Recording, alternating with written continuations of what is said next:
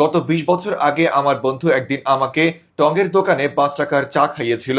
মাশাআল্লাহ, সেই টঙের দোকানের চা খাওয়ার পর থেকে বন্ধুর কাছে যতবারই কিছু খেতে চেয়েছিলাম ততবারই সে একই গল্প আমাকে শুনিয়ে দিয়েছে যে সে একদিন টঙের দোকানে আমাকে ৫ টাকার চা খাইয়েছে। বন্ধুর এই ২০ বছর আগের খাওয়ানো চায়ের খোঁটা আমাকে এখনো পর্যন্ত বয়ে বেড়াতে হচ্ছে। তার কথার ধরন হিসেবে বোঝা যায় যেন সে আমাকে চা নয় বরং ঢাকা শহরে ১০ তলার বিল্ডিং লিখে দিয়েছে। ধারণা করা যায় আপনাদেরও এমন কিপটা বন্ধু রয়েছে যাদেরকে টুপকি মারলেও ৫ টাকা বের হবে না। এরা শুধুমাত্র কিপটা নয়, এরা হাড় কিপটা। তবে গোপন সংবাদের মাধ্যমে জানা গেছে এইসব বন্ধুরা ছেলে বন্ধুদের পিছনে ১ টাকাও খরচ না করলেও ঠিকই মেয়ে বন্ধুদের নিয়ে নামি দামি রেস্টুরেন্টে গিয়ে খাওয়ায়, শুধুমাত্র সেই মেয়েগুলোর পাত্তা পাওয়ার জন্য।